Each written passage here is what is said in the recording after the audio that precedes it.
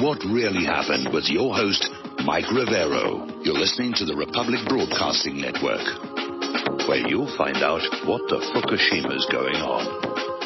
Well, that was cutting it just a little bit close. Aloha and welcome to our show today. It is Monday, August 1st, 2016, and we have got a lot of stuff to talk about today. The phone lines are open, 800-313-9443, but I'm going to apologize up front and tell you because of the sheer volume of material that we have to cover, I don't know that I'm going to be able to take all the phone calls. I normally like to try and get all the phone calls, but today it may not be possible here. Now, before we get into the current news, we need to celebrate a little bit of an anniversary. 70 years ago today was the Battle of Athens, Georgia, where a bunch of veterans who were angry at the election fraud taking place in their town armed themselves and recaptured the ballot boxes to force an honest count. And maybe that's why Hillary and all the gun grabbers are specifically targeting the veterans. Because they're already trained. They're already used to these kind of conflicts. But 70 years ago today, the battle for Athens, Georgia, where the people, exercising their rights under the Second Amendment, ousted a corrupt, crooked political party machine that was openly rigging the votes. Boy, that does sound very familiar here. Now, more and more leaks are coming out of the Democratic National Committee on how they're able to skirt the laws, and apparently the latest revelation, this one coming out of Investment Watch blog, the Democratic National Committee have established debts which go back to previous years, which allow people to donate beyond the maximum because they're donating to retire the previous debt. That's not counted as a donation for the current campaign. Now, Barack Obama has announced he is going to spend the entire month of October campaigning for Hillary. He's still going to be living off the taxpayer dollar, still going to get his salary, still going to get Air Force One and Secret Service protection. I've read that Constitution, and that's not the president's job. But we're beginning to sense some real fear on the Democratic side. They're in serious trouble. Sorry about that. A lot of wind here today, a lot of dust and pollen in the air. Now, yet another expert on electoral fraud has come on out. It's over on Blacklisted News. Fritz Schuren, the professor of statistics at George Washington University and president of the American Statistical Association, has come on out saying it is impossible for the Democratic primaries to have been honest given the many odd occurrences, such as how Hillary received unexpected numbers of votes in districts where they used hackable electronic voting machines. So the evidence is piling up. Out in California, there is now a move to demand a grand jury investigation of how the primary was conducted. And they're going to find a lot of pay dirt out there because of all the fun and games with those no-party votes versus the crossover ballots. And remember, they've already caught the Democratic officials down in San Diego already shredding the provisional ballots, which they're not allowed to do. So it's really heating up. Now, even CBS is being forced by the growing pressure from the independent media to start dealing with some of these ugly realities. Right now, the corporate media is still out there. Oh, Russia did the DNC hack. Don't pay attention to what's on the DNC hack or you're a Russian stooge. Hillary's the victim. Poor innocent Hillary. You've got to love her and support her. But even CBS came on out and had to acknowledge that the DNC emails show the Democratic National Committee, Debbie Wasserman Schultz, were working from day one to rig the primary in favor of Hillary Clinton. She's the party the establishment wants, and by golly, no amount of will of the people is going to be allowed to change that. And apparently, it wasn't just Bernie Sanders. The Democratic Party machine was attacking anybody who might be a challenger for Hillary. Anybody perceived as a threat came under attack. Now, there are lawyers, the Beck and Lee trial lawyers are looking at filing a class action lawsuit against the Democratic National Committee on behalf of all those who donated to Bernie Sanders because they got cheated. And the lawsuit seeks to force the Democratic National Committee to reimburse all the Bernie Sanders supporters for their donations. A lot of these people were poor people. They can't afford to just throw money away. And they donated in expectation of a fair and impartial Democratic primary season, which they did not get. And so now they're looking at a class action lawsuit. We have to hold these people to account. I'm somewhat alarmed by how many people are just openly treating election fraud as a fact in this country. And yet nobody seems really strongly inclined to want to do anything about it, certainly not in the corporate media, not in the Democratic Party, not in the entire U.S. government. Oh, okay, they cheated. It's okay. No, it isn't okay. We need a zero-tolerance policy. And we should be using every single legal remedy possible to disqualify Hillary Clinton because she did not win that primary. She cheated. We're going to do a shout-out now to our on-air affiliates who are just now rejoining our network. We're talking about the growing evidence of fraud during the primary. At this point, it's been proven so many times by so many different people in so many different ways. It really is past the point of a given. And a lot of people are openly talking about the massive election fraud going on in the United States, and something has to be done about it. Whether it's California trying to investigate the primary with a grand jury, or the class action lawsuits, or any of the other dozen lawsuits that have already been filed to challenge the certification of these state primaries. So, now there's another state down there in the state of North Carolina, and a three-judge panel for the U.S. Court of Appeals, Fourth Circuit Court, ordered North Carolina effectively to allow individuals to show up at the polls and cast a ballot without proving their identity or their residency. They're basically opening the door to massive election fraud to benefit Hillary Clinton. Now, the governor of North Carolina is challenging this decision, saying that there is no basis for the claim that requiring an ID to vote is in any way discriminatory, because the very people that the No Voter ID coalition, if you will, claim they're protecting, the poor and struggling and so forth, they're all on social programs which require a federal ID. Georgia even had a program to issue photo IDs to their citizens absolutely for free, no cost whatsoever. You cannot make the case that requiring somebody to show an ID to vote discriminates against anybody except those who would vote illegally, either illegal immigrants or massive election fraud. Now, down in Georgia, there's a big stink, because despite the giving of free IDs, there seems to be a revival of Jim Crow down there. And apparently, according to the New York Times, the Hancock County Board of Elections and Registration has been sending cops to homes of black voters demanding they prove their citizenship or in order to get their right to vote. They're not doing it to any white voters. They're just doing it to the black voters. It is the return to Jim Crow. And it's so open and above board. It's not above board, but it's so open and visible. It's like they don't care if you know they're stealing the election. They're just betting that you won't do anything about it, like those veterans did at the Battle of Athens 70 years ago today. Article coming out of SHTFplan.com. No one can stop her, and she knows it. This election will not be fair. Now, in a fair election, Donald Trump would win in a landslide. But it's not going to be a fair election. We need to give him that landslide to overcome the election fraud, just like they did with the Brexit. There was a lot of election fraud going on in the Brexit vote, but the Brexiteers voted so overwhelmingly for exit, the vote riggers couldn't keep up. They couldn't rig it enough. There's a video on the front page of WhatReallyHappened.com where this person is interviewing a lot of Bernie Sanders supporters who are just saying they're not going to vote for Hillary.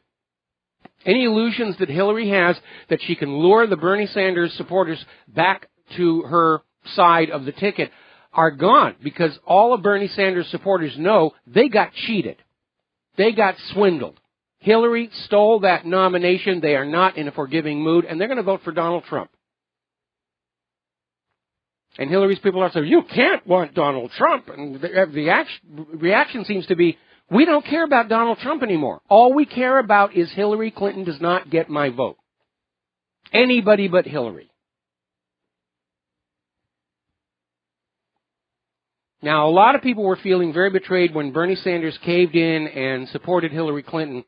But there is now surfacing indications of a coordinated campaign of violence and intimidation against him. There was that bruise that showed up on his cheek, making it look like he was physically attacked almost immediately after he lost his Secret Service protection. And don't forget those incidents before, where somebody fired gunshots into his Nevada campaign office, and the apartment complex housing his campaign staff was broken into and ransacked. Bernie Sanders knows about the dead body list. He doesn't want to be on it. Now, there's a story coming on out here where the Internal Revenue Service is starting a probe of the Clinton Foundation. I think we can assume they're not going to be as enthusiastic about this as they were going after the Tea Party and Obama's other opponents.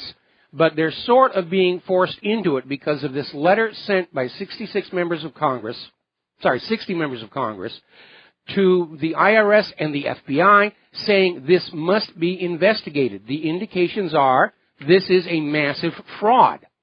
Now, the author of the book Clinton Cash, Peter Schweizer, is basically saying that, yes, they're not even being very clever hiding what they're doing. Billions and billions of dollars have vanished into this foundation. Nobody knows where it went. And remember, we were talking the other day about a crime called inurement, which is running a charitable foundation for your own personal benefit. And you don't need to track where the money went. You don't need to show that there was a quid pro quo of favors like pay for play. It's a very easy crime to prosecute and prove. So both the FBI and the IRS are at least starting to go through the motions of an investigation into that Clinton Foundation, which I don't think is going to happen because that Clinton Foundation is the hub. It's the heart of the corruption. It's basically a modern incarnation of the Arkansas Development Finance Authority, which was Bill Clinton's slush fund, payola machine, back when he was governor of Arkansas, tied in with all that CIA gun and drug running down to Central America. Now, we actually posted the text of the letter from 60 congressmen to the IRS and FBI Director Comey. And we already know what Comey is going to say. Well, she didn't mean to do wrong. It doesn't really matter. I mean, that was his lame excuse for the Title 18 violations. Intent is not necessary under Title 18. It specifically says, if you expose national security information to unauthorized people through negligence, that's a violation. And that's what Comey said she was. She was just careless and negligent. She didn't mean to do wrong. She wasn't intending to damage our national security. She was just careless and reckless. Wonderful qualities for a would-be president. But it doesn't work. Malicious intent is not required for a Title 18 prosecution. Now then, story that came out of Investment Watch blog again. There is a former senior vice president at HSBC that has now gone public. And he was one of the people who first discovered HSBC in New York was laundering drug money. And he tried to bring it to his superiors. He was told to ignore it. He was literally told that's how HSBC makes money, by laundering drug money. Then he was fired. His family was threatened. Now, fortunately, he's got a dead man switch of information that will be automatically released if something happens to him. But he's basically saying Clinton, Comey, and Lynch are all guilty of concealing this money laundering for terrorists and cartels. And we can see the fingerprints there. Remember, Loretta Lynch was the U.S. Attorney for New York who gave HSBC that sweetheart deferred prosecution deal in exchange for a settlement fee that amounted to 5 weeks' profit for HSBC. Loretta Lynch was rewarded for that by being made Attorney General. James Comey was on the board of HSBC when all this money laundering was going on. Now he's the head of the FBI. And that's why they so openly and blatantly said, yeah, Hillary committed these crimes, we're not going to prosecute her. It's called narcocracy, ruled by the drug lords. That's where we are right now. Now, there's something kind of weird going on out there on the campaign trail. And the first part has to do with looking at the actual political events for Hillary Clinton and Donald Trump. Down in Daytona, Donald Trump sold out an entire sports arena for his event. Up in Ohio, Hillary got maybe 100 people to her event. In fact, Clinton had to cancel an event in Cleveland because nobody was showing up. Same thing happened over in Pennsylvania. Got about 200 people to show up and listen to her scream about Donald Trump. I don't know, maybe these are the only people who could afford her speaking fees. And this is where it gets really weird. Over, again, in Pennsylvania, couldn't get people in the seats. Those who showed up were required to sign a loyalty oath that they would vote for Hillary Clinton in November no matter what. I think that violates Title 18, Section 594, regarding coercion of votes. Anything that interferes with a person's right to vote their own choice, that's a violation. Get a year in prison for that. So round them up, all those Hillary interns forcing these people to sign these loyalty oaths. They just committed another Title 18 violation. So how do you reconcile the facts on the ground with the media claiming that their polls are showing Hillary is doing great against Donald Trump and she's pulled into the lead again? Well, as I said before, if you're going to steal the election, you have to rig the polls as well, and Reuters actually got caught at it. And what they did is they tweaked their poll. They called it changing their methodology, and they chose a new methodology for the polls that just happens to give Hillary the attention, the advantage. Now, over at Breitbart News, political polling pioneer Pat Cadell said Reuters is guilty of an unprecedented act of professional malpractice. Basically, they're cooking the results. Now, Hillary has some, we got a caller on the line, Dustin in New Jersey. Aloha, welcome to the show. What's on your mind? Yep. Hey, Mike, yeah, that is because they control the media. If you control the media, you control the message globally. Well, they don't control the independent media yet. That's why everybody's leaving the corporate media and coming on over here to find out what's going on. That's why Hillary only gets 100 or 200 people to her events and Donald Trump is selling out sports arenas. The corporate media has lost the war for the minds of America. Hey, Mike, on that the con man guy who was at the third night of the Democratic convention? Isn't it amazing how he said Donald Trump has a black soul, but yet where's he on Hillary Clinton and Obama causing all these wars? How many Muslims did they kill?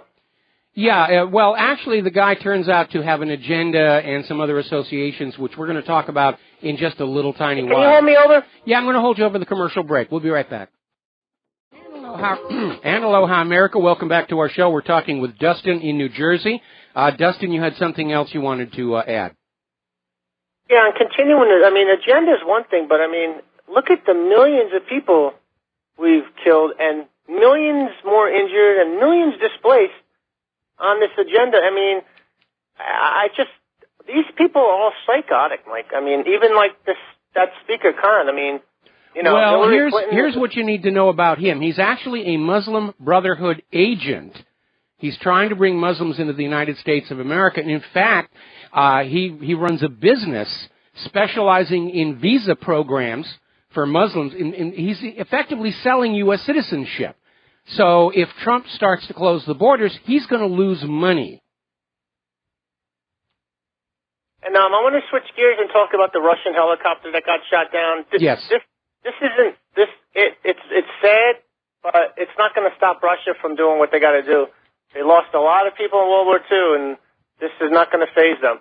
Well, actually, this is playing to Russia's advantage because it was a humanitarian aid helicopter that got shot down. Yeah, from the moderate rebel. That's how much they care about their fellow Muslims, huh? Well, it shows how little they care about their fellow Syrians because they're not from Syria. They're all these hired, mercenaries. Okay. Mike, on one lighter topic, I just want to ask you a question. What's your, if you checked out anything on the VR, virtual reality, any interactive movies? There's one called Henry for the Oculus Rift that you should check out. It's a computer-generated, like, virtual reality cartoon, computer-animated cartoon. I don't really have enough time to go on out and play at that sort of thing, and in theory, my graphic card will handle 3D, but my monitors don't have the little light that communicates with the glasses and stuff. Anyway, listen, I need to let you go. I got a bunch of stuff I got to cover here. So, Dustin, thank you for the phone call. We're going to let you go. Now then, over at Judicial Watch, they are continuing to get more of these released emails, and they got one showing that the Pentagon asked Hillary Clinton to let them send help to Benghazi during that 2012 attack. This completely undermines Hillary Clinton and Leon Panetta, who testified under oath there were no U.S. military forces available and within reach. And this email has just absolutely blown that lie out of the water. Now, Julian Assange is out there dropping dark hints about what is yet to come in more of these leaked emails. And he's saying that they have found something like 1,700 emails so far that show that Hillary Clinton's State Department was arming ISIS in Syria. Now, we've heard this before from other documents that surfaced and were declassified. Hillary was trying to claim that she had no idea this was going on. And this next batch of mails are going to prove she was lying about that. Another revelation coming out of WikiLeaks. Apparently, Hillary Clinton took cash from this company, French industrial giant Lafarge, which is known to be sponsoring ISIS. And she took $100,000 from that company. Now, getting on over to NSA whistleblower Binney, he is out there saying that, yes, the NSA does have all of Hillary's deleted emails. And he went further to say that it may be a disgruntled worker within the NSA who was the leak to WikiLeaks, not Russia, but within the NSA, shades of Edward Snowden. There's a point at which people working for the government just are getting fed up and saying, enough, enough, enough. And, of course, over on the Clinton campaign, they're still out there saying, this is Russia. How dare Russia break into our email server? This is really kind of rich coming from the government that is now known to be breaking into and spying on emails on every other country on the planet. Like it's okay for us to be doing it, but when Russia does it, it's a big stink. Except that, of course, Russia didn't do it. Nobody can prove that. And what Hillary is doing, she's trying to run on the tough on Russia agenda. More about that when we come back. Hello, hi, America. Welcome back to the show here. And we're still talking about all this nonsense about Russia hacked the DNC servers. This coming from the same government which can't find a single one of these ransomware authors or the people putting Viagra ads in your mailboxes couldn't possibly find them, but by golly, you take our word for it. We know it was Russia out there. Amazingly enough, even Israeli intelligence is out there saying it's ridiculous to say Russia had anything to do with this. And you would think Israel would have a bias going in favoring Hillary. I mean, Netanyahu just endorsed her. All right, let's grab ourselves a phone call. George in Texas, aloha. Welcome to the show. What's on your mind? Well, happy Athens Liberation Day. Happy Athens Liberation Day. Yes, the thing is, I'm really coming to the point just looking at the Clinton Foundation and how this administration and Democratic Party has waged war against the American people by flooding us with third world immigrants and circumventing the law. Election fraud to me is treason. It's a high crime. I think it ought to be treated like that because the serious consequences we have suffered from stolen elections is, it's just, the answer is obvious. If the election cannot be trusted, you cannot certify that candidate. That's the logical response here. Is everybody in every state where this fraud took place needs to be suing to say you cannot certify this election because you cannot prove that it was honest and above board. Well, another thing, too, if I were some of these states, because Obama, he ignores court orders, court rulings. He just flat out ignore it. I just tell the states, ignore the court ruling on voter ID laws and just require everybody to have an ID. I would just tell the states, ignore that Supreme Court order because this voter ID law is preposterous. I got to buy cigarettes, beers. I still got to be carded for beer. It's absolutely right. Well, see, the people who are trying to get rid of the voter ID laws, their real agenda is to let illegal immigrants vote and to commit massive election fraud using stolen registration data. Their public argument is that requiring somebody to show a photo ID is going to discriminate against poor and minorities. And that's complete and utter nonsense because the poor people, who are on social programs have to have an ID to take part in those programs. And there's no reason for ethnic minorities to not have a photo ID in this country. It's required if you're going to drive a car, and if you don't drive a car, there's still state photo IDs. And it's absolutely absurd. They're just opening up the gates to massive election fraud, which is the only hope Hillary has of getting in that White House. When you look at the crowd showing up at Trump's campaign events versus, the small dribble of individuals showing up at hers. And for all we know, those are more bought and paid for actors. Well, I don't want Donald Trump to be Bob Dornan out of office because he was screwed over by illegal aliens. Yes. Remember Congress? He won Bob Dornan. But the thing is, like I say, the states should just take control. Obama, I think, trying to screw with the regulations to sort of ensure that Democratic Party stay in power. I just really believe, I think after this election, if there's election fraud, we should start convening grand juries from the local and federal level and just put out the notice, election fraud is treason. That's true. And every voter in America has standing to bring suit against crooked electioneering. The judges are not going to be able to say, well, you don't have standing to bring a lawsuit against a political party. Yes, every American voter has legal standing to bring such a lawsuit. Well, I just think we need to shout election fraud is treason up to Election Day. Really make that burn in America's minds. When it does happen, because now we got corrupt Hillary and criminal Hillary, we got cheating Hillary. So. Well, you're absolutely right. Election fraud is treason. There are other things that you could say about it. Election fraud amounts to stealing the nation from the American people when you get right down to it. And worse than that, stealing the lives of our children who are sent off to fight and be killed and crippled in wars by leaders who should not be there in the first place.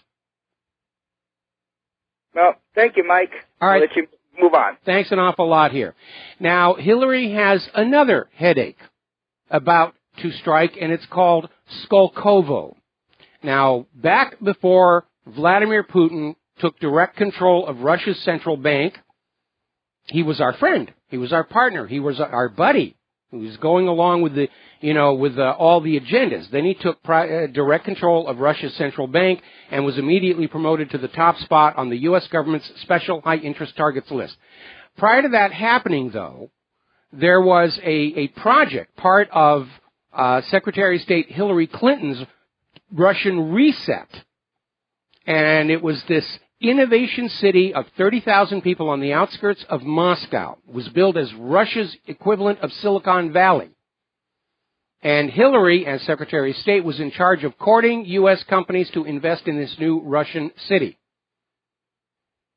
Now, of the 28 American partners who got in on this deal, 17 of them, 60%, made donations to the Clinton Foundation totaling tens of millions of dollars, or they paid Bill Clinton huge sums of money for speeches.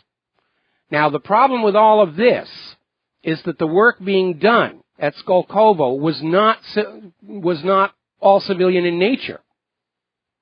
And the Wall Street Journal reported that the state-of-the-art technological research coming out of Skolkovo raised alarms among U.S. military experts and federal law enforcement officials.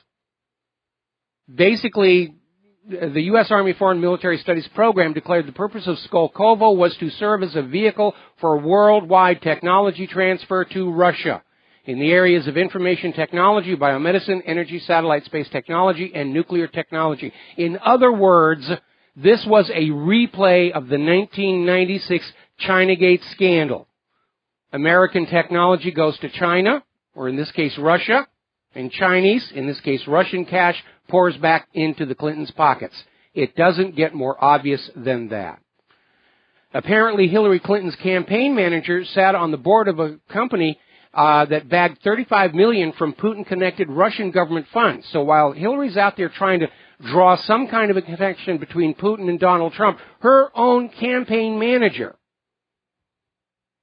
was doing business with the Russians, and even worse, failed to report it as required by reporting requirements. All right, we're going to take a phone call. Francis in North Carolina. Aloha. Welcome to the show. What's on your mind? Hello, Michael. Yes. I recall this past Thursday or Friday you were talking about Deutsche Bank and that fiasco with that, let alone any other of the international bankers. My question is this. Are you familiar with the various shenanigans that are going on with the other international bankers, such as like Credit Suisse and among others? Oh, they're all crooked. They're all dirty. I mean, this guy who blew the whistle on HSBC, his superiors told him, laundering drug and terror money, this is how we make our bucks. Those savings account and checking account people, they're not all that important. We just do that for window dressing. Yeah, but the irony is that I find it so funny that even for Credit Suisse, this past last quarter of 2015, they took a loss. And then because of the fact they were gambling with what's called the derivatives or whatever, which is basically shadow money or whatever, and as a result, whenever they go and take a loss, guess who gets cut? The low-range workforce that they have, i.e. contractors and so forth, that work for them, because they figure, that's just a nobody, so we can just get rid of them, and that's all there is to it. It's really shameful how such organizations like this can function, even in the U.S., let alone anywhere else in the world for that matter. How it is that the people, let alone the U.S. government or so-called U.S. government, do not kick them out of the state, period. Well, the U.S. government is part and parcel to what's going on. Again, go back and look HSBC's drug money laundering, the sweetheart deal they got from Loretta Lynch. James Comey was actually on the board of HSBC when this was all going down. Now he's head of the FBI. The government is wrapped up in all of this drug money corruption. It's a narcocracy. And the whole government... Then the whole government, Michael, needs to be kicked out. Well, yeah, it may come down to that, because what we're seeing here is a replay of what happened during Prohibition, where those who were willing to trade in alcohol were able to acquire enough money that they could literally buy their way to the highest levels of the U.S. government. That's where the Kennedy dynasty came from. Old Joe Kennedy was a rum runner, and he made enough money to put his kids into politics. His oldest son is president. His next oldest son on the way to being president when he was shot and killed. And then it would have been followed up by Teddy, except for the Chappaquiddick incident. Well, yeah, just when the politician's about to do something legitimately good for the people, no, whack down, you are not allowed to do that. Well, again, I mean, looking back at the history of both the Bushes and the Clintons, look at all the times their names have surfaced in connection with the drug trade. You know, and the fact that it's linked to the CIA, we're supposed to just say, well, it's okay for the CIA to bring in these drugs to poison our children with, because after all, it's CIA. But it is. We're seeing today the same degree of contraband politics and corruption that we did during Prohibition. And it may require legalization of all illegal drugs in order to bring that system down. Yeah. Well, I can see why Jeb realized that it was pointless to even try to even run for office, because it's like, you know, dude, your predecessors already shot you in the tail, so guess what? You need to go back and amend it. Well, Jeb Bush, his presence, he didn't have any presence. And if you don't know what I mean about that, it's a term we use in film and TV. Oh, I know. It's that ability where people can sort of get a feel of you as a person, even through the lens and the electronics. And Jeb never had it. He just stood there with that deer in the headlights look, and he was never able to connect to any kind of a base. And despite all the life support they had him on, he flamed out pretty early. That's putting it lightly. Yes. All right. Thanks so much, Michael. All right. Have a great. Thank you very much for the phone call. We're going to let you go. Now, the other day we were talking about this interview that Hillary did on CBS 60 Minutes, in which she came on out and said she had no idea that the Democrats were rigging the primaries in her favor, and even that was too much for 60 Minutes because they cut it out of the broadcast, but it's still in the longer version over on their website. Well, apparently Fox News managed to get a rare interview with Hillary Clinton, because Hillary doesn't like Fox News. And during this interview, she came on out and said that she didn't hear that FBI Director James Comey said that she did lie to America and Congress about the emails. And Hillary's campaign has issued yet another statement that everything Hillary said about the emails is absolutely true. There are no lies. There's no need for any kind of a perjury trial. Sig Heil, Sig Heil, you know, may God bless our Empress. Anyway, getting on back to this Kaiser Khan situation. Did you notice that the very same media that attacked, that supported Khan's speech attacking Donald Trump are the same correspondents of prostitutes that it savaged Pat Smith for her speech at the Republican National Convention, where she blamed her son's death on Hillary Clinton? Do you see how openly biased the corporate media has become? It's okay for Khan to say that Trump is to blame for my son's death, and when Pat Smith comes on out and says Hillary's to blame for my son's death, oh, no, we can't let you hear that. And, of course, ignoring the fact that Hillary Clinton lied to her about the cause of the Benghazi attack, or actually told her the truth, then went back and lied.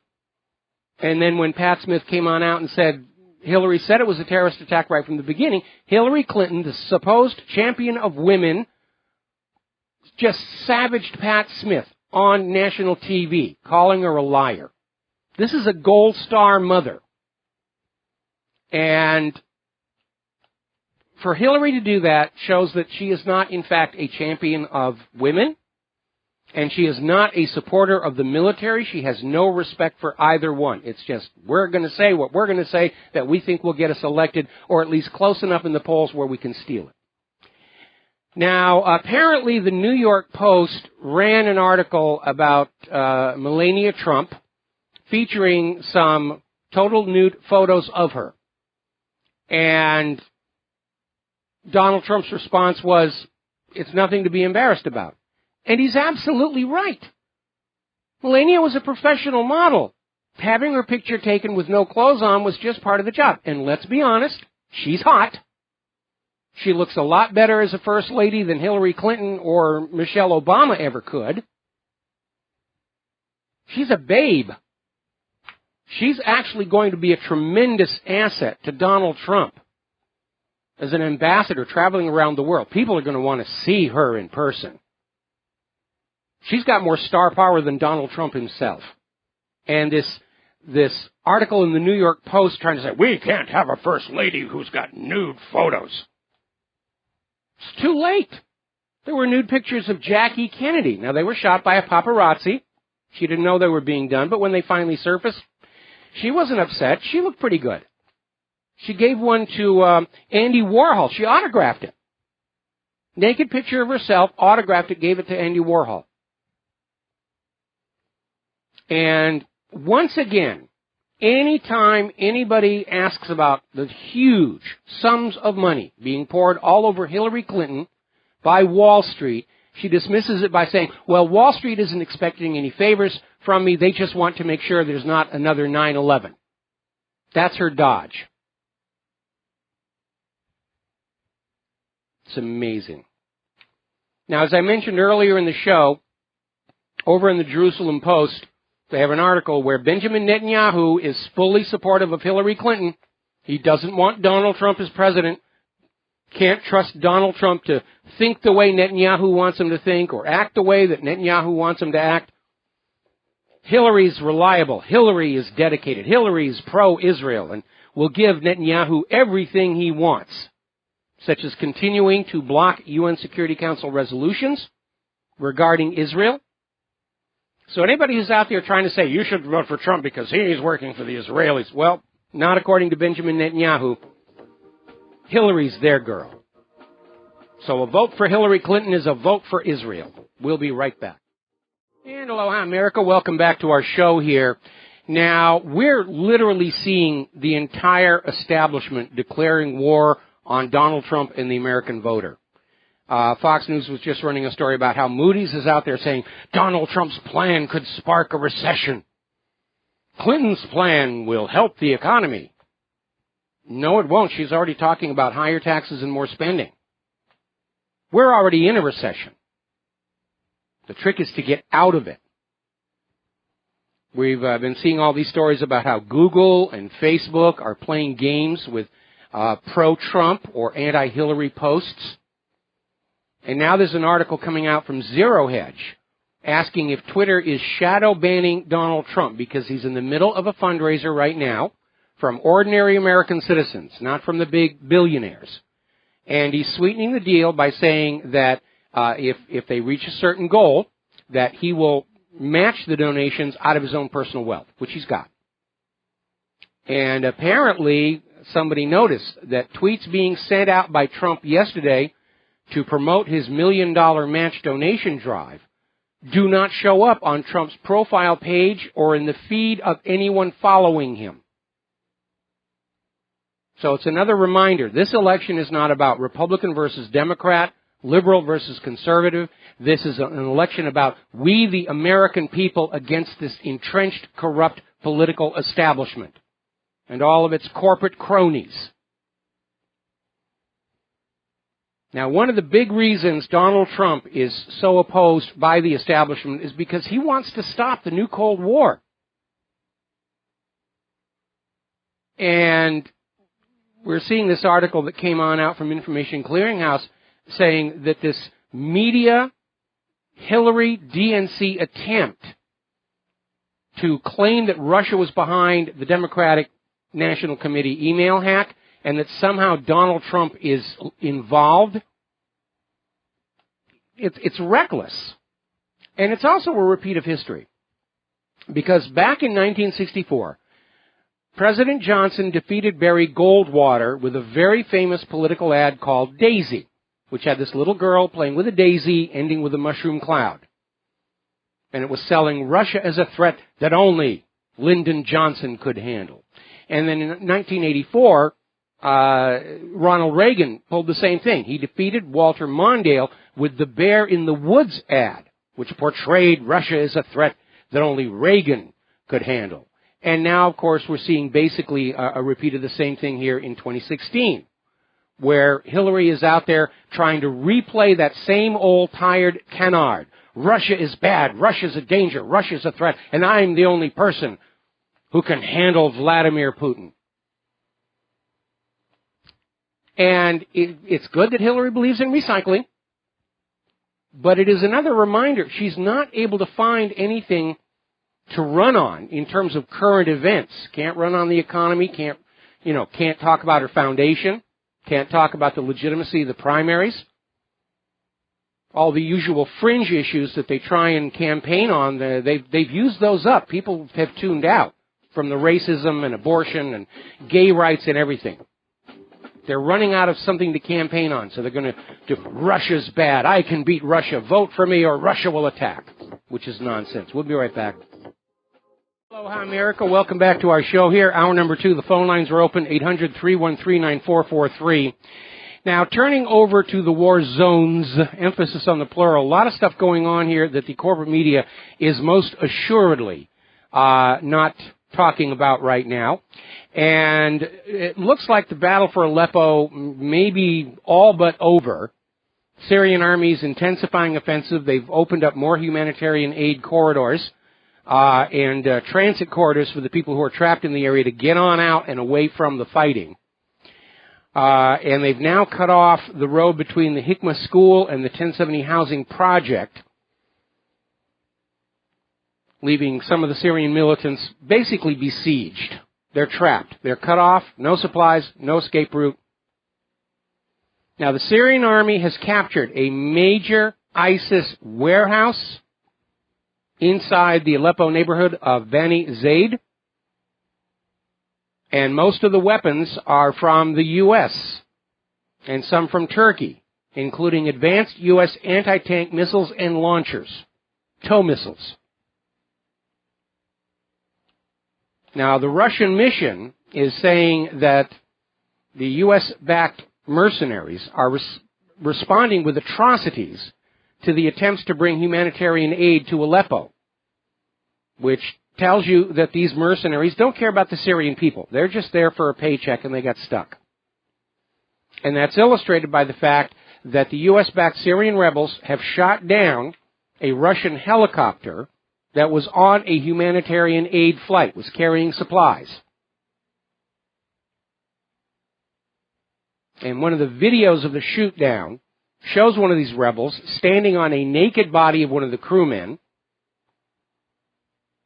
And in another part of the video, they show a mob dragging the body of the pilot through the dirt. Now, do you remember when Iran captured those U.S. sailors who crossed into their territorial waters? And they treated them very nicely, and they took pictures of them just sitting there being fed, and the U.S. was screaming about, it's against international law, it's against the Geneva Conventions to take photos of prisoners and use them in a humiliating manner. And yet not a word about what the U.S.-backed rebels are doing, dancing on the naked bodies of these downed Russian flight crews. Now, apparently at the Aspen Society Forum, CIA Director John Brennan is trying to craft a fallback position, saying it may be impossible for Syria to remain one country. We may have to break it in two. And we'll let Assad have this little corner over here, and our people will have the rest. And it's almost an act of desperation, because with much of the U.S. forces in the region still on the ground at the Incirlik Air Base, this could be over in less than a month.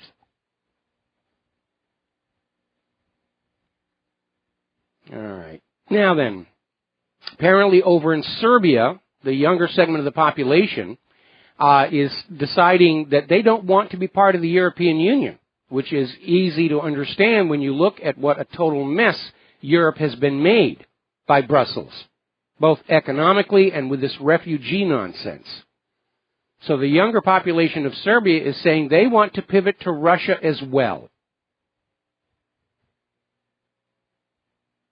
Because Russia's making deals. The U.S. is making war.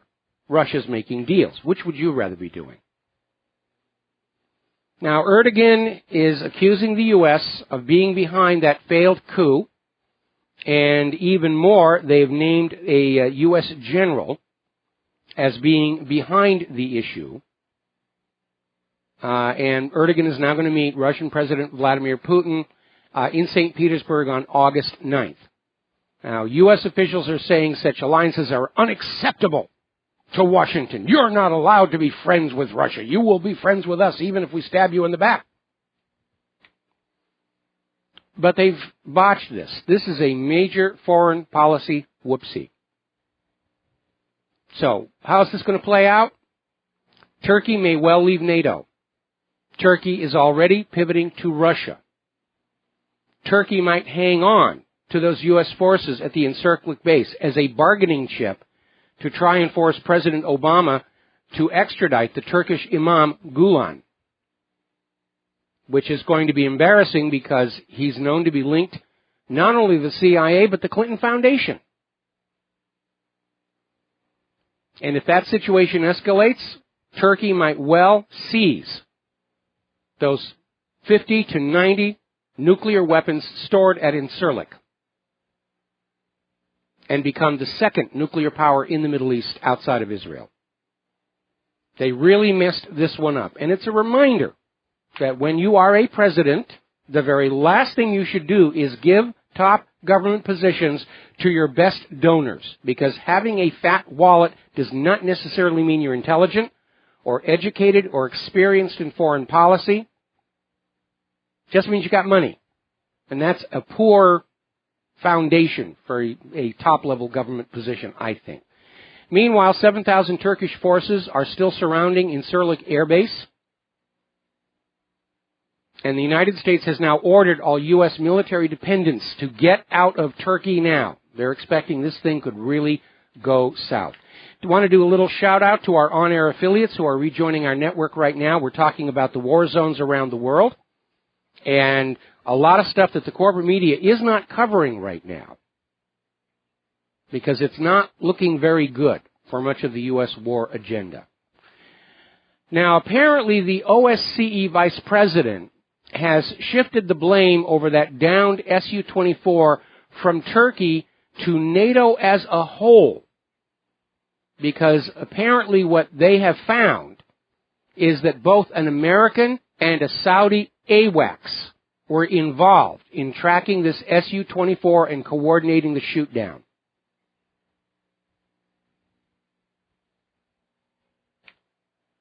It was an attempt to provoke Putin, shooting down the plane and hoping he would counterattack. They're trying to bait him into making the first move in a war that they want. And Putin is too smart for them. Putin knows that's what the U.S. wants. That's what the U.S. government needs, is a war that they can blame the economic crash on. The U.S. government needs a war in the hope that we, the American people, will forget all about the corruption and the spying and the Obamacare and the weapons confiscation, and will throw a snappy salute at that American flag and fling our money and our babies onto the designated enemy's bayonets, because that's what worked the last two times. But it's a very different world today.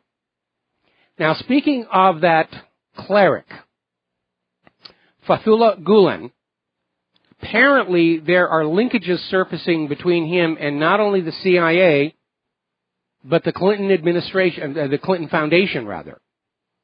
And this was another revelation from Judicial Watch. And they have an email showing access being provided to a Clinton campaign and Clinton Foundation donor. And this message was from a Gulen follower named Gökhan Özkok, asking Huma Abedin for help in connecting one of his allies to President Obama. And don't forget, the organization around Gulen is huge, and a lot of them have been donating to the Clinton Foundation. It's one big corrupted Gordian knot. Now, the U.S., apparently licking its wounds from Syria, has decided to refocus on Libya. And they're conducting a new round of airstrikes against what they claim is ISIS in Libya. Of course, we know that when they claimed they were hitting ISIS in Syria, they were hitting Syrian infrastructure. And the government has justified this, saying that they're doing it at the request of the Libyan government of national accord. Now, the Libyan government of national accord is the installed U.S. puppet that was put in following the murder of Gaddafi. It is not a government chosen democratically by the Libyan people. Now, over in Iraq, their defense minister Khalid al-Obaidi is saying ISIS state group leaders and their families have sold their belongings and are fleeing Mosul. We're getting a confirmation from Fars News that the ISIS commanders are fleeing Mosul. It's a bug out. They're going to get the heck out, leave their own people behind. Up in Ukraine, the Ukrainian army has shelled Lugansk Republic twice over the past 24 hours. And the DPR envoy is saying that Ukraine may just delay settlement of the Donbass conflict for decades. It's going to turn into a perpetual war, like the one between North and South Korea, which officially never ended. So let's talk about weapons. There's a lot of them flying around here, sailing around here because of RIMPAC, although they've sent a great number of them out there to the South China Sea to wave at the Chinese. But there are new developments coming out from the F-35. It has gone so far over budget that the Navy may have to cancel their plan for a sixth-generation fighter jet, the F/A-XX. They're just not going to have the money for it. Meanwhile, the Air Force is looking at reviving the production for the F-22 Raptor because of concerns the F-35 will never be made to work. And remember, the F-22 is not without its problems. They had to artificially lower its maximum ceiling because of problems with the pilots being able to breathe. It's a huge mess. And then, of course, last week we had that report come on out about how the Gerald R. Ford, the latest, newest aircraft carrier, has run into major problems with a lot of its whiz-bang technology. Can't get the magnetic railgun catapults to work, which were put in there because supposedly they take less room than the traditional steam catapults. They have all these coordinated synchronized radar systems. They can't get them to work. And the evaluation coming out of some of the Pentagon's analysts is that ship is never really going to be that good. It'll look impressive, but it certainly does not look like it's going to be worth all the money poured into it. It's the most expensive ship the United States has ever built. All right, let's talk about the economy. There's a lot of developments going on over there. Over in Italy, Unicredit shares have been suspended, and the banking crisis is growing. Unicredit is an Italian lender, and shares in that company were suspended from trading. It's a warning sign. And apparently investors were trying to dump Unicredit stock because of stress tests from last Friday saying that Unicredit would be in trouble in another banking crisis. Now, up in Germany, there's been an interesting development. Angela Merkel's government has decided to back off their demands to the European Commission to impose a punitive fine on Portugal and Spain because of their failure to comply with the budget deficit targets. In other words, they're not doing enough austerity, so we're going to fine them. They're not starving their own people enough to please the bankers, so we're going to fine them. Merkel has backed off, leading one Eurogroup minister to declare that the Eurozone Stability Pact is now officially dead.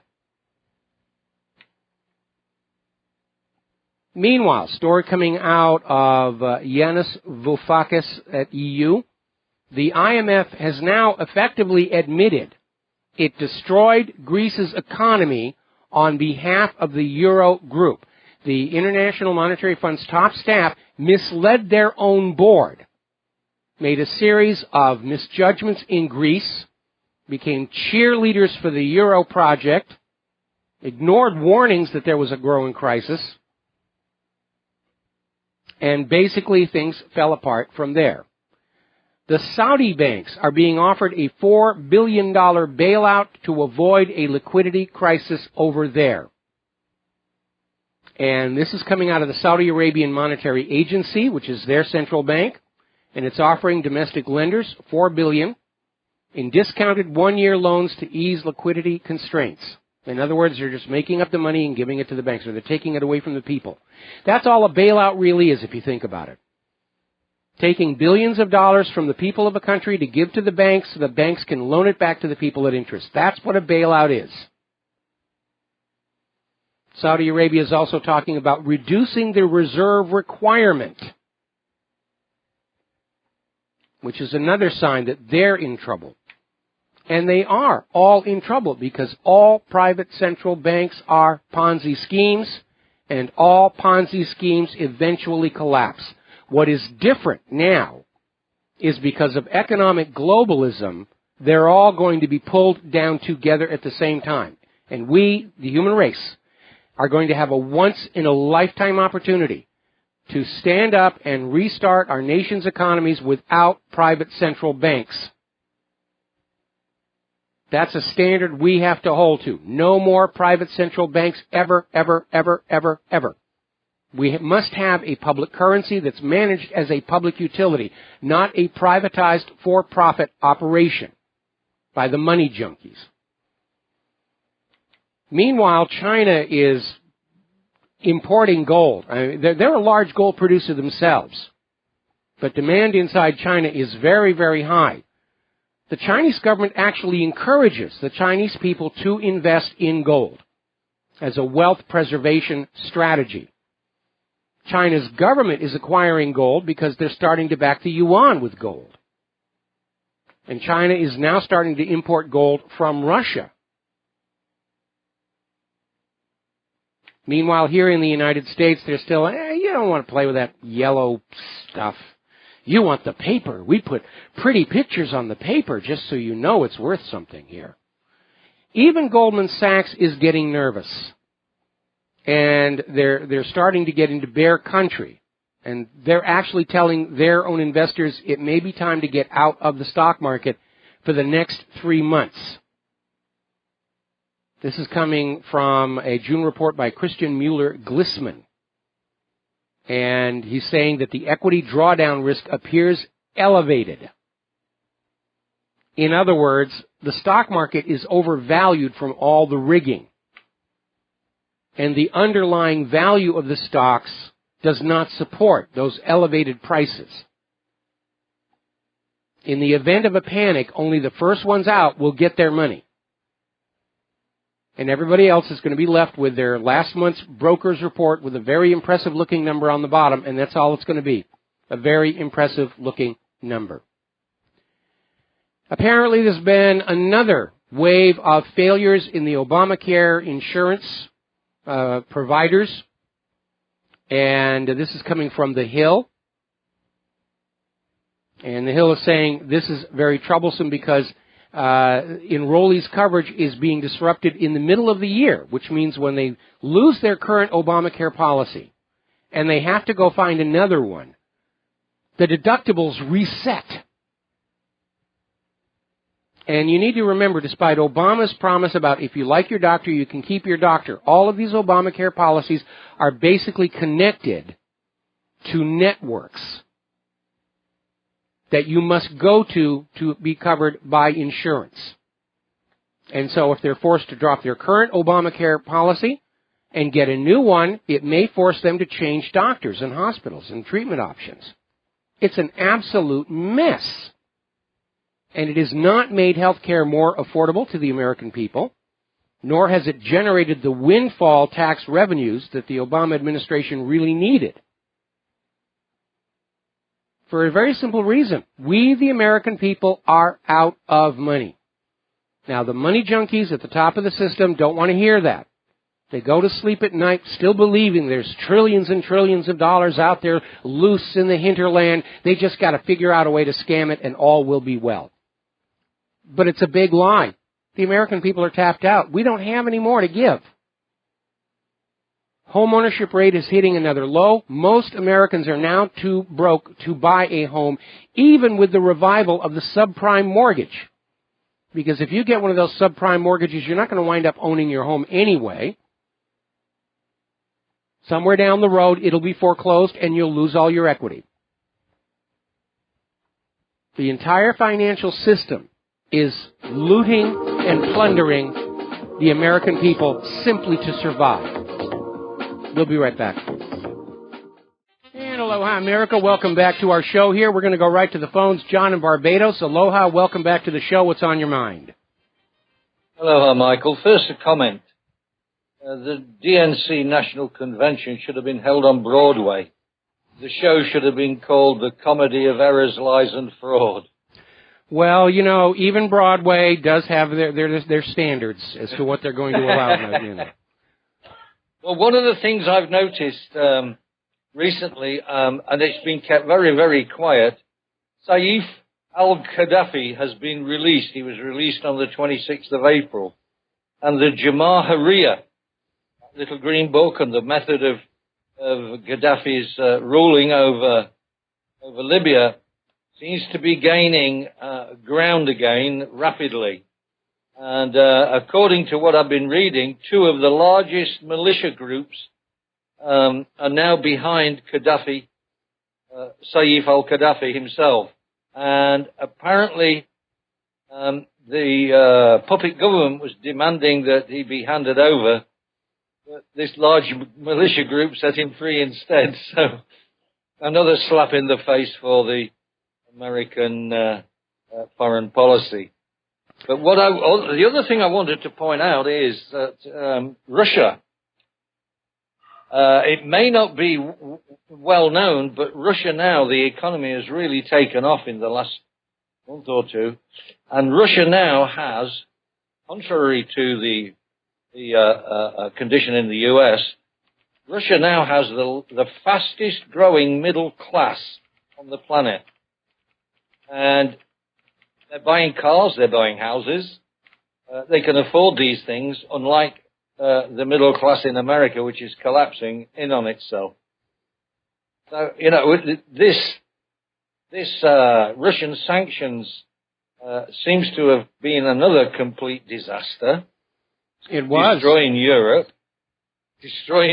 It's destroyed South America and Venezuela and Brazil. And it's harmed Canada, and it's even harmed the fracking industry. And that's because these top government officials, who are there only because they're heavy donors to political campaigns, don't think things all the way through. And I'm certain they probably have got professional analysts working for them, but they're not listening to them. And the quality of thinking that's been coming out of this administration and the past administration and the one before that is not very good. We've come a long way from when David Halberstam wrote about the best and the brightest. And I think if he were to write a new book today, it would be called The Worst and the Stupidest. Because they don't think these things all the way through. They get a great idea. Oh, we're going to crush oil prices. It's going to harm Russia. And at that point, their brains are unplugged. And they start moving ahead. And they don't really evaluate what the collateral effects are going to be. Or they simply don't care. Well, I think with today's oil price dipping under $40, I think this much vaunted rise in the price towards the end of this year is straight out the window. I think people now are so well stocked with oil that the oil-producing nations are having to reduce their price to sell any. And apart from that, of course, Iran has increased its output by at least 20% over the last few months, and is selling it to Europe and to China. And in fact, some of it goes to Russia to be reissued again. Another thing that's happening, which is crazy, the German and car companies, including some of the British car companies, are selling their cars cheap in Russia at like 40% discount. So Russians are turning them round and selling them at a 20% discount and selling them back into Britain and Germany. That's pretty absurd. You know, we're almost to the commercial break here, and I want to point something out. One of the reasons there's an oil glut, Certainly the media wants to blame it. Oh, it's all in Iran. They've opened up how could they? No, what's going on is we don't have jobs to drive to anymore, so we're not using up gas and oil for that. We don't really have money to go shopping with all that much outside of the essentials, so that's less driving there. The reality is the market for oil and gas is drying up at the consumer level because we don't have any money to go out and do anything with. We don't have jobs to go to. And, because of that economy, people aren't taking driving trips because people are driving these older cars. They're trying to be careful with them, and they avoid driving long distances. Hardly anybody drives for fun anymore, and that's a big part of it. The entire economy is locking up because they stripped the consumer level bare. Thank you for the phone call, John. We're going to let you go, and we'll be right back. Aloha, America. Welcome back to the show here. And Fox News just ran two stories back-to-back. The first one about Hillary's post-convention bounce in the polls, except we all know that the corporate media changed their polling methodology to manufacture that bounce. And then they followed it up with a story about Hillary Clinton's trust problem. And yeah, that's a big problem. Nobody trusts her. Nobody should trust her.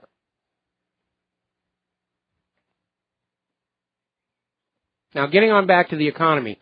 Not too long ago, Sports Authority went out of business. They had wonderful going out of business sales, which we're starting to see way too many of those down at the shopping mall, where you could pick up a lot of stuff at a really good price. And they're going through the final days of the company. And the executives have gone to the trustee supervising the bankruptcy, saying that in order to encourage the executives to do their best as the company winds down, they need some additional bonuses. Now, these are the guys who drove this company off the edge of a cliff. And they were out there saying, if you want us to do a really best job as we wrap this whole mess up, we need bonuses. And the total amount of bonuses they are requesting for themselves is $2.85 billion. And that, I'm sure, will underscore just how bad wealth inequality is in this country. The workers didn't get anything except fired. The executives who wrecked the company are asking for another $2.8 billion in bonuses to make sure they do their jobs properly. That is just ridiculous. Why are we incentivizing failure?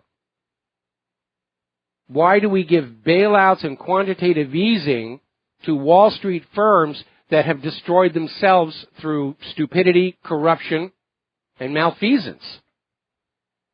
Our entire society is upside down. Innocent people are being harmed. The guilty are being protected. That's not a healthy society. Over on the other coast, Boeing has reached a rather sorry milestone. They've had to cut production on the Boeing 747 to just one plane per month because of sagging sales. People are going over to Airbus and Russian companies now. They're going to cut that in half. And Boeing is saying that they may just have to end production of the iconic 747. Boeing is still holding 32 whitetails, meaning aircraft that they have built but can't sell. So it's not looking good over there. So let's talk about immigration and Europe. There's been another attack on a clergy, this time in Belgium. And this is a really sick story. This asylum seeker asked this priest if he could use the priest's shower. And the priest said, yes, get yourself cleaned up. And then after the shower, this asylum seeker stabbed him. Now, we're starting to see the European media try and hush this stuff up, or when they report on the attacks, to not mention who is doing it or where they come from. France has now banned the publication of names or photos of terror suspects. They're saying they're trying to discourage copycats. Well, copycats are going to be inspired by just reading about the stuff. The real goal is to try and salvage the refugee program by disconnecting it from all the violence the refugees are bringing in. They're still pushing this thing. Angela Merkel is still defending her open borders policy following all these attacks and rapes. And there are major protests in Germany against Merkel right now. Even Fox News was carrying that just a little while ago. It's really getting out of control. Merkel admits the European Union is being ravaged by terror and sex assaults, but she's still out there saying Germany should welcome more refugees. Very clearly, she's not following an agenda that is in the interests of the German people. She's fully on board this New World Order agenda of flooding Germany with so many non-Germans that they can say, well, we're not really Germany anymore. We're just part of this big, morphed mass of humanity that's the New World Order and the global government. Jean-Claude Juncker is out there saying it doesn't matter how much terrorism there is. It doesn't matter how much sex assaults happen. It doesn't matter how much violence. The European Union will never give up on the open borders. And he says the problem can be solved with better intelligence sharing between member states, which is absurd. The guy who slashed the throat of that Catholic priest last week was already on the watch lists, was already facing trial for terror, had an electronic tag on his ankle, and still went out and did this. It's amazing how hard they're working to push this agenda. Up in Sweden, which was famous for the little elastic bands on the wrist saying, please don't assault me, and the refugees started collecting those like trophies from the girls they've assaulted. Look, I've got 25. Well, apparently Sweden has started a new program where they're paying girls 50 Swedish, I think it's the kroner, I forget the currency up there, but 50 per hour to hang out with the refugees and socialize with them. It's absurd here. Now then, Breitbart is reporting, they have a poll from Gravis showing that Americans overwhelmingly oppose mass immigration. And what this poll reveals, Americans are overwhelmingly against Hillary Clinton's mass immigration, welfare for illegals policies, and they're firmly on board with Donald Trump putting Americans first, and that's what this country needs. America needs leaders who will put America first, second, and third. And the interests of other countries go way, way, way, way down on the list. That's the way it ought to be. Now, apparently over in Great Britain, a cross-party group of unelected peers in the House of Lords is putting together a plan to try and block the Brexit and force a second referendum, which they'll be better positioned to rig. Tory Baroness Wheatcroft said she felt it's imperative that we don't press the button on Article 50.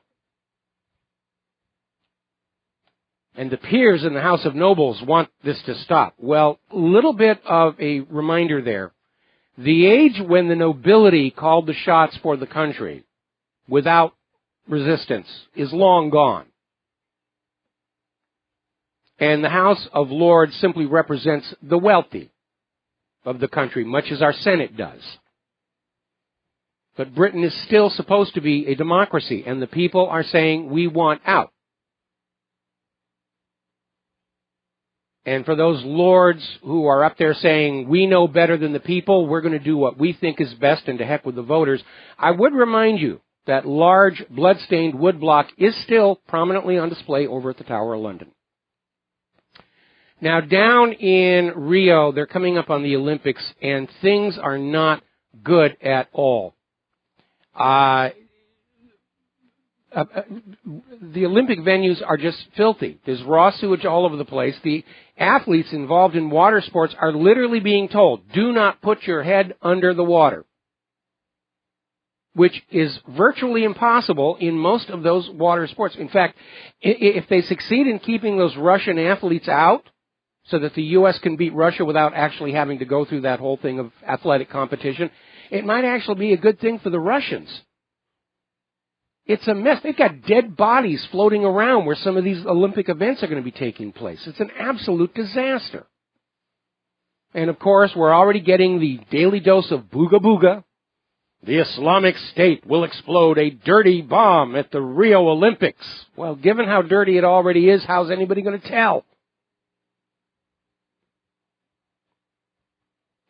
So they're already doing that. They're going to have a staged terror attack at the Rio Olympics to get us all hot and bothered to go after ISIS. And I know how to stop ISIS. We just have the U.S. government stop sending them weapons, which we now know they've been doing all along. It's right out of George Orwell's 1984. The U.S. government has manufactured this horrible enemy to scare us into obedience with. Do what we say or ISIS will get you. Give us your children or ISIS will get you. Stop human-caused global warming or ISIS will get you. Sign up for Obamacare or ISIS will get you. And then we find out ISIS has been supported, equipped by the U.S. government, by President Barack Obama and Secretary of State Hillary Clinton. The evidence is overwhelming. If you've never read the book, 1984, that's your homework for this weekend. Yes, there's a wonderful movie, Richard Burton and John Hurt, but no movie ever captures all the nuances of the original book. When you go see the movie, that's definitely not the same as reading the book. And I'll give you a classic example. The Wizard of Oz, very iconic motion picture. But all of the subtle political messages that L. Frank Baum wrote into the book are not in the movie.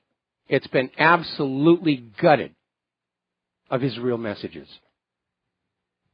So, now over in New York City, there was this man who did a cell phone video capturing the fatal police chokehold of Eric Garner. And he's suing the city for $10 million over a drug arrest that he says was police retaliation. And the charges were dropped for lack of evidence. And so, yeah, he's going to sue. And I'll tell you what you need to do. You need to make those police officers personally, financially liable for that $10 million. Don't stick the taxpayers with yet another huge cost to pay for police misconduct. That's not going to solve the problem. Making the police personally, financially liable for their wrongdoing, that will put an end to some of this nonsense. Now, there's been a new development on the Chandra Levy case. We mentioned it, I think, last week. Investigators have dropped all charges against this Guatemalan immigrant who was thrown into prison for her murder. Ingmar Guandic has been in jail for 6 years. And he's going to be freed because apparently the testimony that was used to say he did it was fabricated. And they're all out there saying Chandra Levy's mother is in shock. The charges are dropped. This guy is going to walk away. How could this happen? I have a question that the corporate media is not asking. Are they going to reopen the investigation into Gary Condit, who was the first suspect in the Chandra Levy case? And he got off scot-free when they framed this Guatemalan gentleman, put him in jail instead. Well, he's exonerated. The evidence against him was fabricated. So it's time to reopen the investigation into Gary Condit. Apparently down in Florida, Congresswoman Corey Brown has been indicted on corruption charges.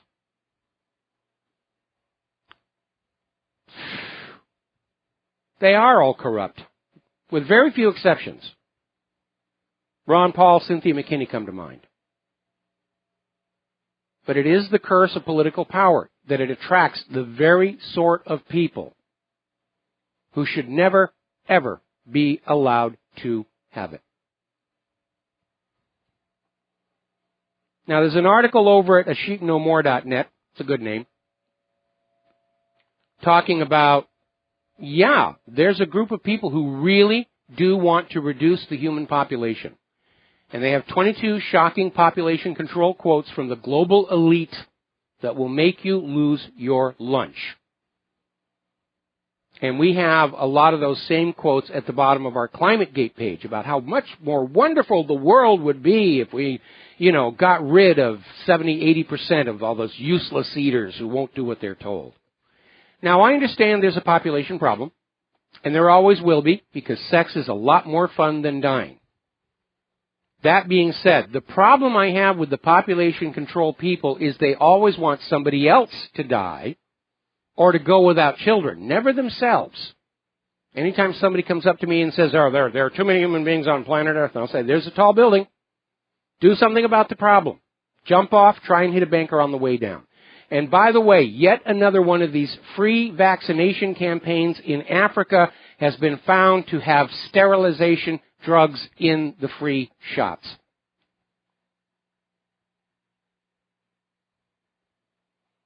Now, apparently, a story coming out of Oraz.com is talking about this guy in Colorado who's being forced to pay child support to his ex-wife's daughter, even though DNA shows that he's not the father. His ex-wife was cheating on him and she got pregnant by some other guy, but they're not going to go after him. It shows how absurd family law has been warped from that 1990s feminist revolution, where men are just walking wallets, just whatever excuse, take the money away from them. I remember one absurd story where there was this lesbian couple that wanted to have a child, and this is before this was allowed through artificial insemination. So one of them went on out and got a guy, seduced him, then went back to home, and I'm not kidding you, using a turkey baster, moved the genetic material from herself to the partner who wanted to have the baby. And she succeeded in getting pregnant and had the child. Then down the road, she loses her job, and she sues the man who was seduced for child support, and the court made him pay. That's how out of control this stuff is. All right, we're going to be taking another break here. We'll be back after these few words from our sponsors. Join us on the air, 800-313-9443.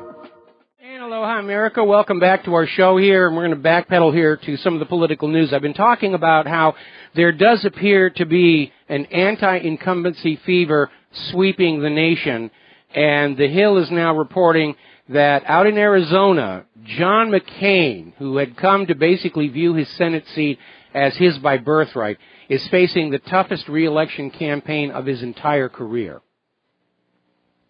And he's got a Republican challenger. And then he's got the general election. And McCain is blaming it all on that gosh darn Donald Trump. And a lot of these incumbents are trapped politically by their past statements, their past affiliations. They can't really change dramatically without calling attention to that. So McCain is in trouble, and good. It's absolutely good. If we can get Donald Trump into the White House, that's not going to be enough. We have to give him a Congress which will work with him to bring about change. We have to get rid of all of these obstructionists, the old guard, the Israel firsters, the war hawks, the Wall Street sellouts. It's got to be a clean sweep. We put a whole bunch of new people in there with the reminder that their names are on those office doors in the Capitol building with dry erase marker. Now, apparently out in San Francisco, or out in California rather, they've got a major fire in the Central Coast. 5,000 fires, struggling to slow it down here. And they're having a lot of trouble because I guess it's like having to go to the supermarket and buy all that bottled water that used to be in California's aquifers, and then you got to take the little screw top off and pour it into the tanker truck, and you got to do that 1,000 times before you can even turn it on. Now, we talked before about this video, and we posted it many times to WhatReallyHappened.com. Hillary Clinton lying her gluteus maximus off. That's not exactly what it's called, but that's the language I got to use. It has soared above 10 million views on YouTube. That's a classic definition of going viral. It is getting so many views, even YouTube doesn't dare risk switching the numbers back down because everybody would notice. Everybody is now aware that social media is compromised. And they're rigging and banning and playing all kinds of games to try and protect the establishment candidate, Hillary Clinton, against the people's choice, Donald Trump. Now, this reparation stuff has gone really kind of overboard. Over at ZeroHedge.com, they have an article about a website where black people will post messages saying, I would like something, expecting that some guilt-racked white person will log in and buy it for them. We'll be right back. And aloha, America. Welcome back to our show today here. And hour number 3, the phone lines are open, 800-313-9443. And go ahead and call on in because I got through most of the talking points I needed to. And as soon as I get rid of these hackers hacking on my site, we'll be fine again. So let me just do that. Okay, just 2 seconds here. Trying to do too much. There we are. Okay. They are throwing another tantrum over there in Hillary land. All right, we're going to go ahead and grab ourselves a phone call. Bruce S. From Korea. Aloha. Welcome to the show. What's on your mind? Hi, Mike. Hi. Love your work. Thank you very much. So what's on your mind today? Brian Borton has done a great job on the analysis of the FAD, and how it's like a protection racket over here. Yes. Can you hear me? Yeah. We seem to be having... time delay. Okay, that's it. All right, well, why don't you just go ahead and say what it is that you want to say, and then after the time delay, I will respond. Okay, so I think Ryan was just saying how much of a protection racket the military-industrial complex is here in Korea. So they were pretty much forced to put in the FADs, ripping up tensions, not good. All for money, of course. Of course. And then the other topic was the shift of Turkey. Maybe Erdogan is going to go with Russia. That seems to already be happening. And we've got one of our top U.S. generals is in Turkey right now trying to calm the situation down before Erdogan meets with Putin. But outside of going on in there and trying to deny U.S. involvement in the coup, there's not much that he can really do. At this point, Erdogan appears to be so angry that even a huge offer of a bribe is only going to make the situation worse. Yeah, large bribe. So funny. Anything else? I don't know. Do you want to ask me a question? Not really. I sort of need to get back to my news stories here. So thank you very much for the phone call, and we're going to let you go. And hopefully next time you call on in, we won't have this problem with the delay. Now, before we went to the break, I was talking about how out of control this whole reparations nonsense is. And somebody has set up a website where people of color will log on in and they'll post a request. I need a new iPhone, I need a computer, I need this, I need that, in the hope that some white people who are racked by guilt and wish to atone for all the abuses of blacks by whites that happened long before any of us were born will go on in and buy this item for them. and it's absolutely ridiculous. Now, remember, in the days of slavery, my ancestors ran a station on the Underground Railroad helping escaped slaves get to Canada and freedom. So when did the descendants of those slaves my ancestors helped to freedom start sending me cash? Probably never. They're probably going to laugh at this suggestion, and they should. It's ridiculous. It's just another example of people wanting to just have money handed to them for no reason whatsoever. Reparations. This all happened before we were born. I had nothing to do with slavery. I don't know anybody who ever actually was a slave, over and above all of us being slaves to that 1040 form. This is just more race baiting going on by Hillary Clinton, who needs that black vote. And it looks like she may not be getting it, because we keep hearing from the leadership of Black Lives Matter, they're going to be supporting Donald Trump simply because they don't trust Hillary to ever keep any of her campaign promises. And she won't. Let's take a phone call. Jim in Chicago, aloha, welcome to the show. What's on your mind? How you doing, Michael? Doing okay? The reason I'm calling, you failed to mention that the presidential debates in September and October, they're up against NFL football.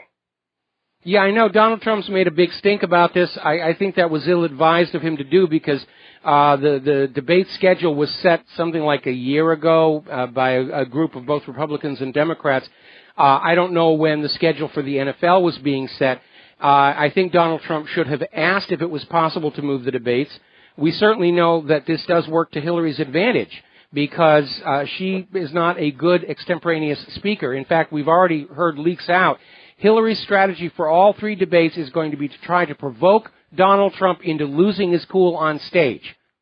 And that's going to be her entire strategy, to try and undo Donald Trump. But, Donald Trump is a very good speaker. He's dodged these bullets before. Remember that one from the very first GOP debate where they tried to set him up on his women's campaign, and he turned it back on him with a joke. And well, Michael, this is the thing, though. One debate is a Sunday night, and the other one is a Monday night. Traditionally, that's always football night.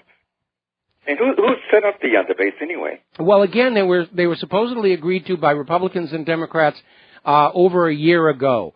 And I don't think it's that big a deal. I don't watch football, first of all. Oh, okay. And anybody who wants to see the debate is going to be able to see it in replay. Or maybe they'll watch the debate and they'll watch the football game in replay. The fact of the matter is viewership of football games has not been doing that well these last few years. Okay. Well, I agree with that, but you would have thought they would have had the debates during the middle of the week. I absolutely agree that would have been the smart thing to do. But whatever these people agreed to, that's what they agreed to. And I think for Trump to come on out and imply that this is an effort to help Hillary, yes, it will help Hillary. But I think he needs to tone down his rhetoric. But again, people are going to be interested enough, they'll look at this on replays. Anyway, Jim, thank you for the phone call. I need to let you go, and I need to do a shout-out to our on-air affiliates who are now rejoining our network here. And we're bouncing around from stories and stories and stories. Our phone lines are open, 800-313-9443. If anybody out there on the on-air affiliates wants to call on in and say hello. Okay, let's talk about computers and Internet and all this other good stuff. The free upgrade to Windows 10 offer has now expired as of the 1st of August, so we can all breathe a sigh of relief. But what you probably ought to do is fire up your little tools like GWX Control Panel and make sure that it isn't, Windows 10 upgrade isn't sitting on your disk ready to be activated somewhere down the road. And then after that, you can breathe easy. Microsoft is trumpeting that Windows 10 is now on some 20% of desktops. What they won't say is how many of those were arrived at through this very underhanded campaign of tricking and forcing people into the upgrade. And we're hearing that the latest generation of products going with Windows 10, like Office 365, are just absolute nightmare disasters, constant crashing, macro problems. This is life under fascism. The corporations will force you to buy bad products. And it shows the failure of the American system as it is presently constituted. Because when you make a good product, people will want to buy it. You don't have to force them to do an upgrade. You don't have to force them to get vaccines. You don't have to hide GMO in food labels if you have a good product. But we've reached a stage right now where corporations are putting out badly done products, some dangerous, ineffective, because it's cheaper to just send out the sales reps, to bribe buying agents for stores and everything with drugs and women and stuff. And it does happen. I remember many years ago when I was a regular at SIGGRAPH, which is this annual convention for computer animation types. And it's a big affair because of all the motion picture work that's being done. And I remember seeing behind the scenes at one of the software vendors, and they had what was called the hospitality suite, and they had hookers. And if you would sign a contract to buy their product for your studio or for your resale operation, you got to go up to the hospitality suite. It does happen. That's why you get very bad products in the markets. And it's epidemic. Now, if you're a user of iTunes, there is another scam going on out where you get an email saying that you may have overpaid by £20 to download a song. And basically the email tries to get you to go on in to get your refund, but in fact leads to a phony iTunes site that gets your information for nefarious purposes. Another variation on this same one involves an overpayment to Netflix. I mean, the scammers are running rampant out there. They really are. There's another article came out of Tech Republic about 10 tips to avoid ransomware attacks, because the ransomware authors have decided hitting individual computer users isn't lucrative enough. And they're starting to target healthcare organizations, schools, government agencies. And it's becoming a major, major problem. And the same U.S. government that cannot find and arrest these cyber criminals insists you take their word for it that Russia was behind the DNC email hack. Yeah, we can't find the scammers, we can't find the ransomware writers, the malware writers, but trust us, we know it was Russia who hacked the DNC emails. Does that make any sense at all? Of course not. They're just lying again. It's the motto of the entire U.S. government. If at first you don't succeed, lie, lie again. All right, let's go ahead and grab a phone call from Fred in Utah. Aloha. Welcome to the show. What's on your mind? Hello, Mike. Today is a very good day for me and everybody in Utah and maybe in the nation. And that is the story of the teachers union. They have been always preventing skilled workers to become a teacher until they meet certain criteria. And for example, if you remember, George Bush came and said that all of the teachers that are teaching math and sciences, they must be tested in their own major that they are teaching in the high school. Yes. You remember that? I remember that. And then teachers union, they raised hell. And I remember about a year ago, and then they said that we need results and then score and testing and all. But the point was they did not want to take a test that they are qualified in their field. So at any rate, that they are teaching.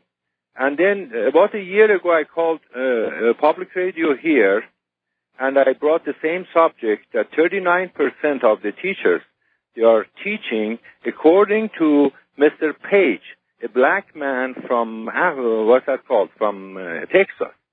He was the Minister of Education, Secretary of Education in Texas, and then George Bush appointed for the nation. He, in San Diego, made a speech and said 39% of the teachers who are teaching math and sciences, they do not have no major or minor in the course that they are teaching.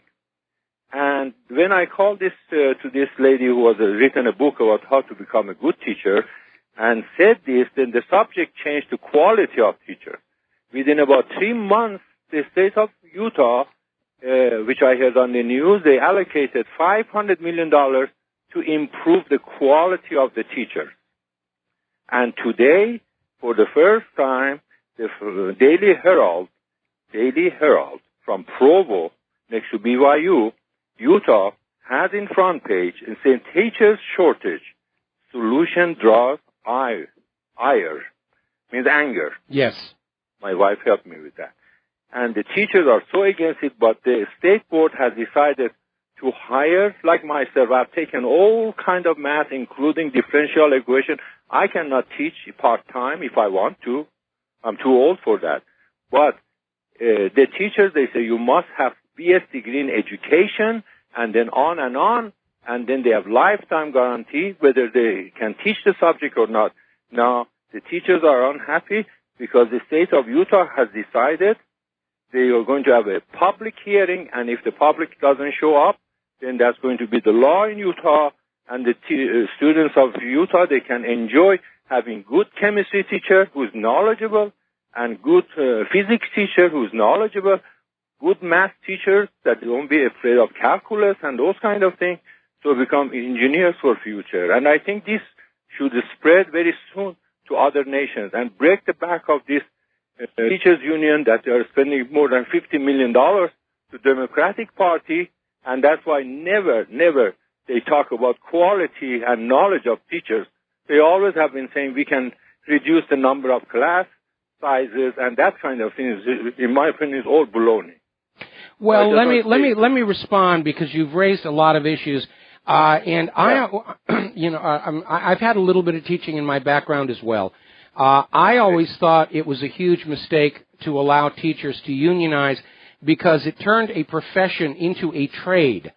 And inevitably, as we often see with unionization, with cronyism and everything, friends got put into jobs, and very often the best qualified people were driven out in order to make things look good. I remember during my career in Hollywood, unions were my absolute bane and nemesis. I did a lot of work for which I should have gotten a union card. I wanted to be a cinematographer originally. And every time the union would come on in, I'll give you a ridiculous example of just how silly these union people are. When I was hired to work on Star Trek the Motion Picture, I was hired because this was the first generation of computer-driven motion control cameras. And while you can take somebody and teach them how to open up and clean and assemble and disassemble a Panaflex in one day, obviously running a computer-driven camera is a lot more complex, especially because back then there wasn't any high-level language. We were doing our own wire wrap boards, and we were programming in assembly. And the attitude, I went in and I did this work, and I was supposed to qualify for a camera operator's card, and the union came on in and said, well, we still had union camera operators who weren't working, so we don't have to give you a union card. And what the company should have done was take one of our union people and give them the job.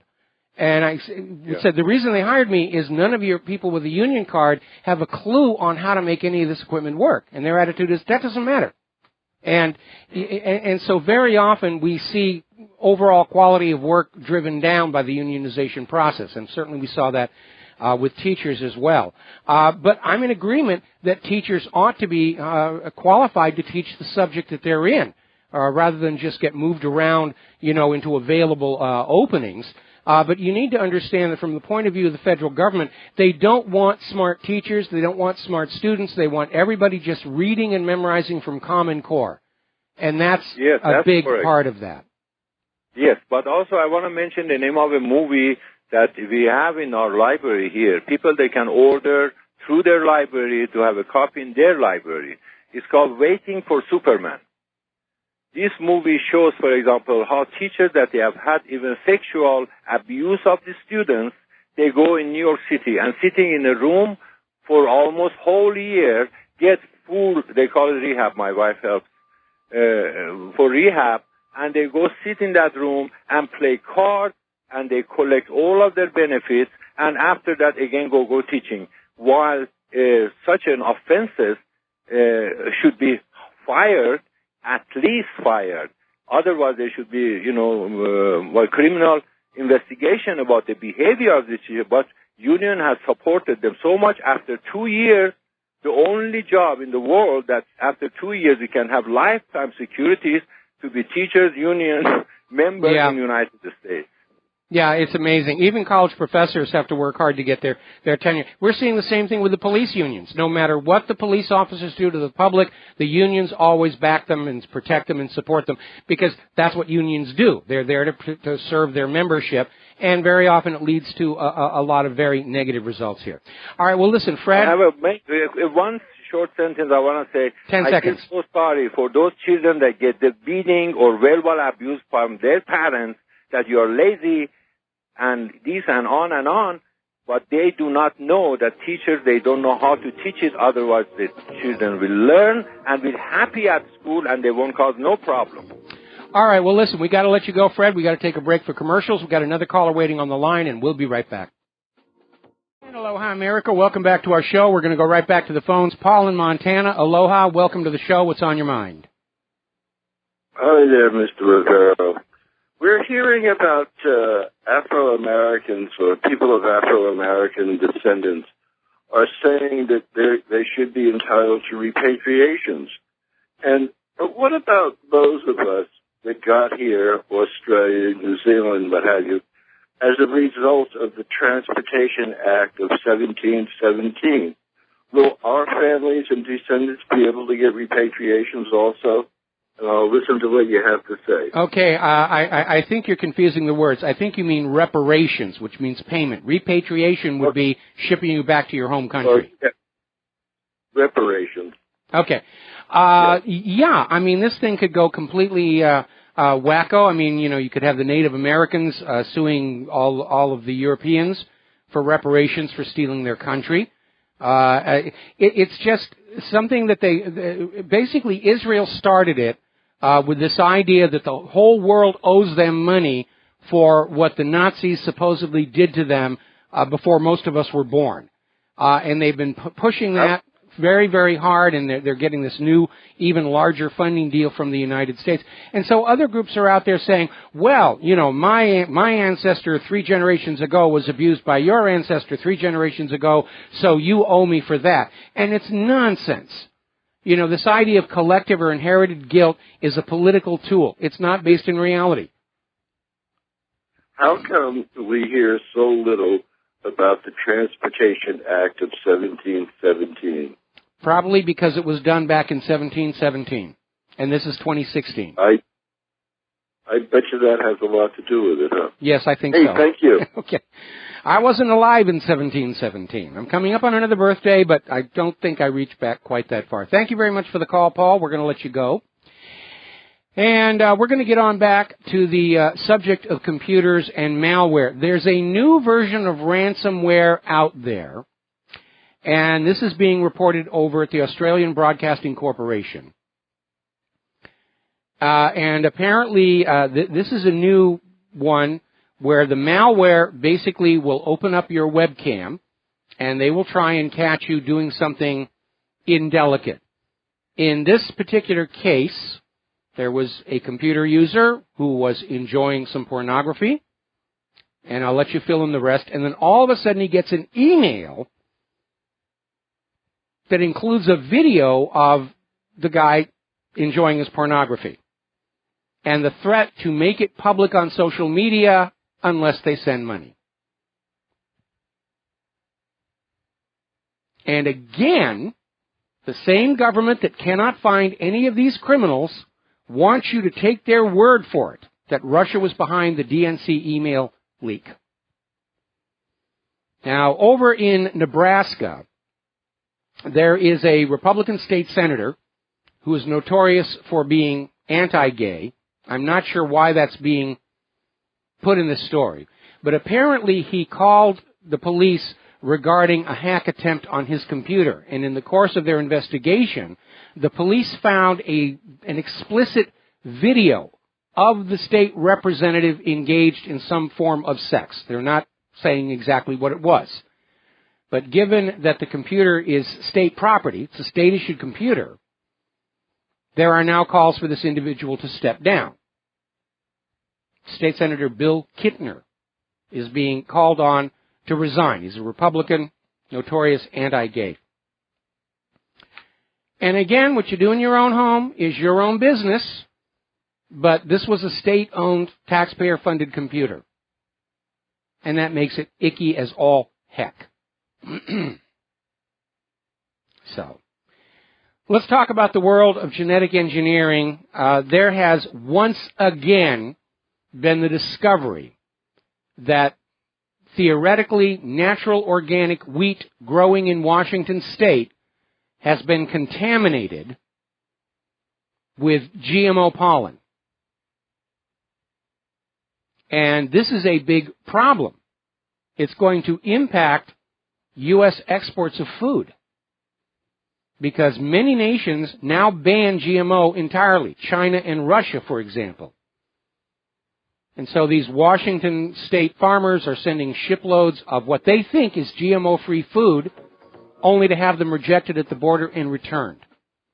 And nobody knows where this sweet GMO pollen came from this time. They haven't tracked it down. Last time they had it was from several states away. We'll be right back.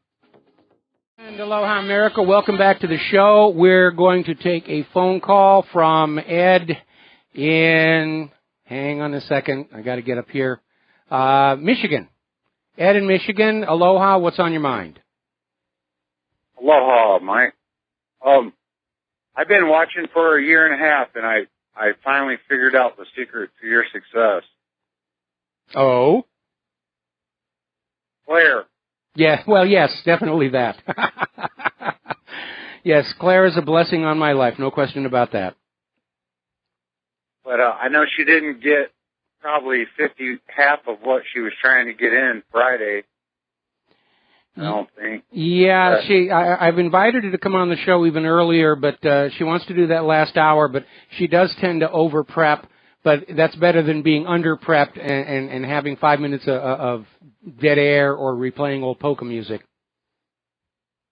I'm not sure what you've been talking about today. You know about the Chicago shooting where the police were charged? No, I'm not up on that one. Please enlighten me. There was somebody was shot in Chicago, and department policy was violated, and the 3 policemen that were involved were dismissed and charged with murder. You know, I don't know if all 3 of them were, but whoever did the shooting was. That was in Chicago this weekend. All right. Well, I'll have to hunt that one down. I saw it on our local news in South Bend. And then, you know, as far as, the antidepressant situation. Yes. Which, has a lot to do with probably I actually was exposed to them, for a while, and I actually was doing things that I couldn't even remember doing. And thankfully, I realized that, and it was like, no, this isn't good, And thankfully, I don't even think about it, and, doing them. Well, I had a bad experience with antidepressants many years ago when my first marriage was breaking up, and I went to see my doctor about a totally unrelated matter, and she said, how are you handling the divorce? And I was saying, well, not entirely cheerful. And she said, well, let me give you this. It's an antidepressant. You'll love it. And for 3 weeks, I was happy. I was fun to be with. I was being invited to parties. And then I had this, in the 4th week, this crash that put me into this really black depression. And the only way I got through it was just sitting there saying, this is the chemical, this is the chemical, this is the chemical, and I threw the rest of them away. I'll never touch that stuff again, ever again. And so they're very dangerous. Interestingly enough, we had an article that came out of naturalnews.com where apparently over on the British morning show on ITV, they had a lady, Katinka Blackford-Newman, who said that she reacted so badly to her prescription antidepressant, she became aggressive, and she even suffered what she thinks was psychosis and hallucinated about killing her own children. And this stuff is incredibly dangerous, and it's forced on the masses because it makes money. And, we hear about the mass shootings and the suicides and all the rest of it. But I think the effects are actually a continuum. I think it's leading to an increase in aggression of all types and sizes. Part of it is we know that the police are higher per capita consumers of prescription antidepressants than the general population, and the general population in the U.S. is 25%. We've seen all these stories. I mean, we took the increase in per capita domestic abuse in the United States, and we overlaid it on a graph of the market penetration of prescription antidepressants, and they correlate. And so we may be seeing more road rage, more bar fights, more, all of this stuff because of these medications. And yes, it's only a segment of the population, but when you look at the fact that people are being killed and dying from this stuff, it just makes sense that you would want to, get this under some kind of control. But instead, they're handed out like candies because they're big money makers, and they're also highly addictive. Now, per the Chicago shooting that I spoke about, there has been I saw a list of all the shootings in Chicago this year, and like for Memorial Day, it was like somewhere between 30 and 60. July 4th, it was between 30 and 60. It just seems like a heck of a lot of shootings, and then 6 or 8 or 10 deaths, per that holiday, and it was just a huge figure of shootings around these holidays, too. Well, and what's amazing, of course, is Chicago has very, very strict gun control laws. It's held up as the model of gun control for the rest of the country, and yet it is also, got this extremely high violence and murder rate, which you would think would undermine that situation of disarming the law-abiding citizens, leaving the criminals to get guns as they always will, or build them. Between being able to get the parts online or 3D printing them, it's very easy to build a gun if you've got the required skills. Oh, I'm totally about the Second Amendment and the right to bear arms. That's everybody's God-given right to be able to defend themselves. Absolutely, absolutely. And, this idea, Hillary Clinton is out there saying that all of the rights are subject to our governmental regulations. No, they aren't. The whole point of the Bill of Rights is the government isn't allowed to infringe on any of those. And Hillary, like everybody else in Washington, D.C., they hate that Constitution. They hate that Bill of Rights. They absolutely want to take it all away so that you will do what you're told to do when the government tells you to do it. Absolutely. There's the rights that, that's along with the common law. And, I got to put a plug in for Carl Lentz. His stuff does work. If there's somebody really trying to say his stuff doesn't work, along with his stuff that's in there, but I've used the man, his man, if you look it up, you'll see what I'm talking about. But it absolutely, totally works. Basically, when they start telling you that you're still in trouble, you just go one level higher, and that's how it works with the court system, and it does work. I've had success with it. Well, I'm glad to hear that. Unfortunately, we're seeing more and more judges that are openly corrupt, like the one that threw out Larry Klayman's RICO lawsuit against the Clinton Foundation without even really giving Larry Klayman a chance to present the evidence. And the judge was appointed by President Bill Clinton. Now, getting on back to your first comment, I did go out and I found this incident. Apparently, 18-year-old suspect was shot by the Chicago police late last week. The autopsy said he was shot in the back. And 2 police officers were relieved of their powers on Friday. The 3rd and final officer was relieved of their police powers on Saturday. And here's what we're getting from the Chicago police. The body cam on the officer who pulled the trigger was not working. How wonderfully convenient. Right. Okay?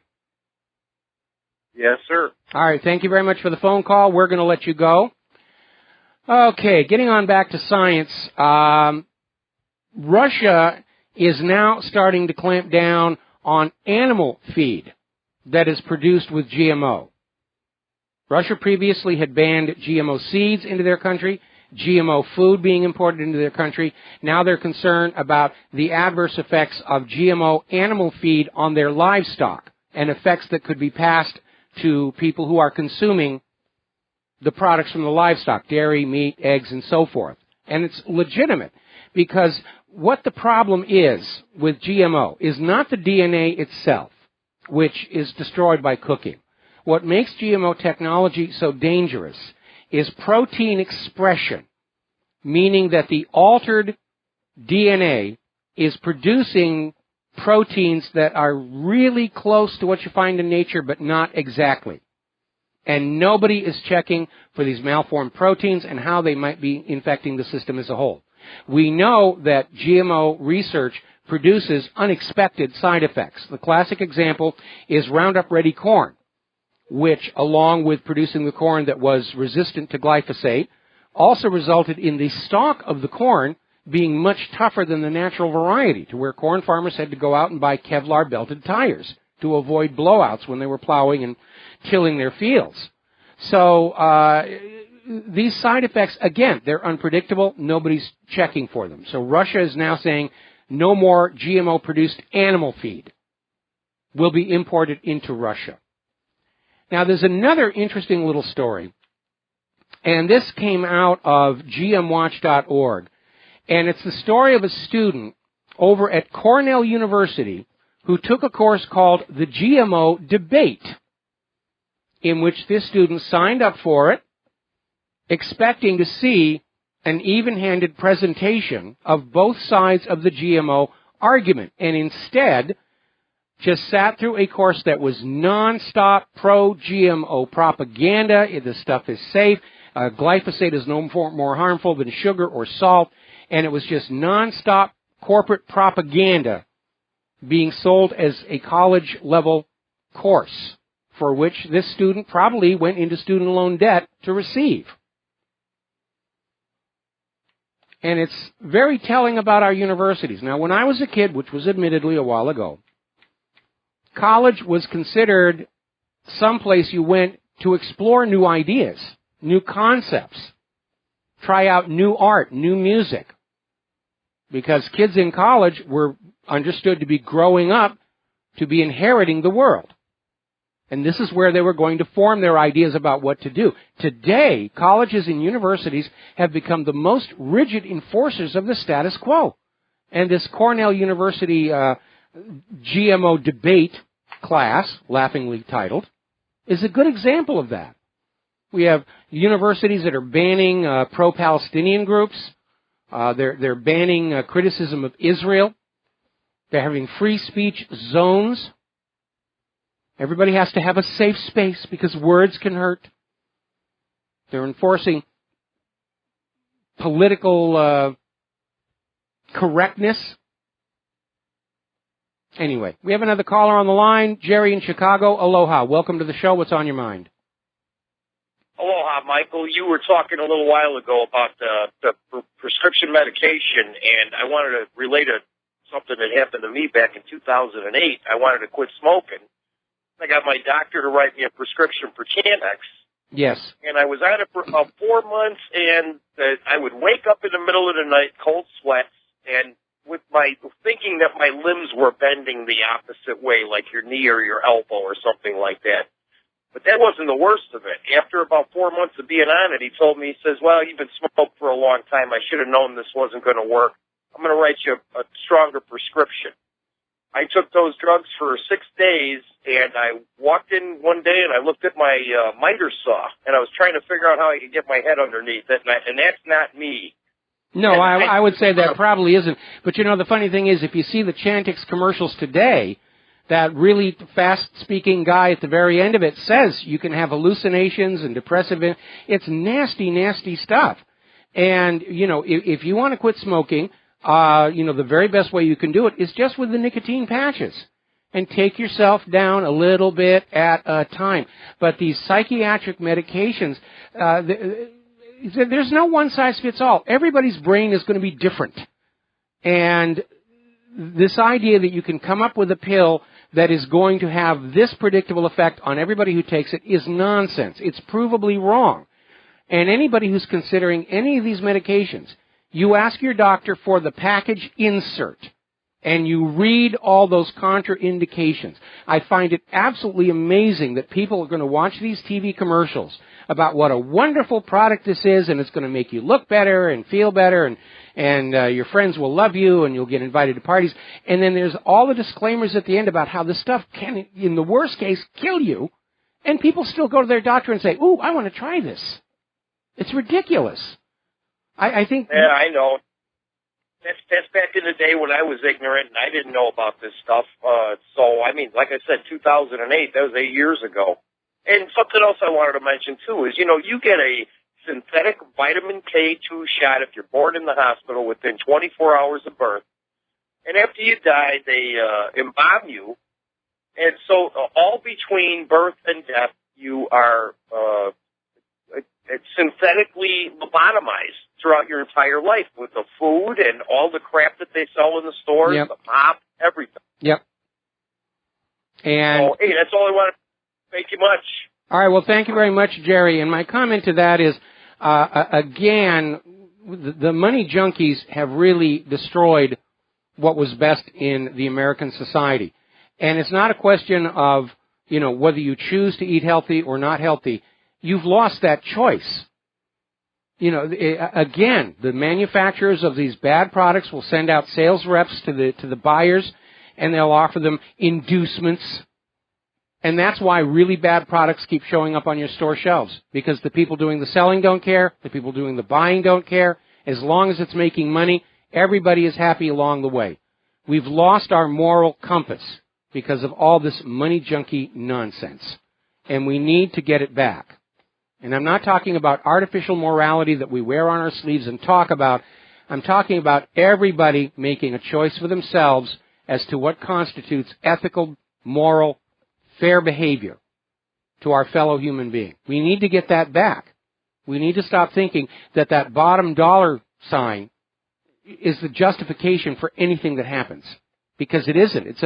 Clearly, we can look around with our eyes and see how this money junkie attitude, which has been infected, which we've been infected with from all the people on high, it really has destroyed what used to be the best qualities of being an American. We aren't the nation we used to be. We're not even the people we used to be. It reminds me of a Mark Twain story, The Man Who Corrupted Hadleyburg. We're there. Got to take a break. Back with the last segment of our program after these words from our sponsors.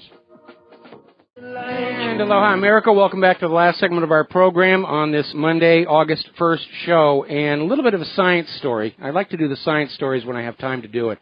About a year ago, they found a woolly mammoth in the permafrost of Siberia that was in excellent, excellent, excellent condition. And apparently they have recovered enough DNA to seriously consider trying to clone a new one. And Russia's going to go ahead and fund the research to recreate this woolly mammoth. Now, there's a little bit of a problem, and it's one that was glossed over by Michael Crichton in his book, Jurassic Park, later the movie. There is more to creating a new life form than simply the DNA, because during the gestation, the mother is providing all kinds of additional chemicals, various hormones, enzymes, that control aspects of the development, including the gender of the mammoth. So they may get back something that looks a lot like a mammoth, but being able to say it actually is one without a female mammoth to bring it to term? I don't know. Okay, let's see. Getting on back here. The new head of the BATF now wants a computerized database of all gun purchases. The good news is they're going to let the people who did the Obamacare website set it up. And finally, another story of corruption. Even as Hillary is out there trying to say that Donald Trump is a Russian asset and he's tied all in, we're seeing more and more reports of these stories where Clinton received tens of millions of dollars through the Russian bank during the Russian reset. And that's on top of the other scandal where the Clinton Foundation was receiving huge amounts of money from this Russian-Canadian uranium company to turn over private and publicly owned lands for uranium mining, including the Hammond Ranch. And this led to that standoff at the Wildlife Refuge and the eventual assassination of Lavoy Finicum. And finally, speaking of assassination, we're just now getting word that Victor Thorne, well-known researcher, author, has been found dead of a gunshot wound. And they're assuming it's a suicide. But we know this is going to be a season of wet work. So I'll be keeping an eye on developments in that case. Reading the comments on the article with the announcement, nobody's buying suicide in this day and age. And it's a dangerous time. Finally, the Florida governor has announced that they have proven cases where the Zika virus is being transmitted by mosquitoes. The bad news is the mosquitoes transmitting Zika are those GM mosquitoes released off the coast of Florida. There's a big whoopsie for you. All right, there's the music. Time for me to get on out of here and do the Jim Goddard Show. We'll be back tomorrow here on the Republic Broadcasting Network. Until then, stay informed, stay skeptical. Share what you know with everybody that you know. We'll be back tomorrow. Aloha, America.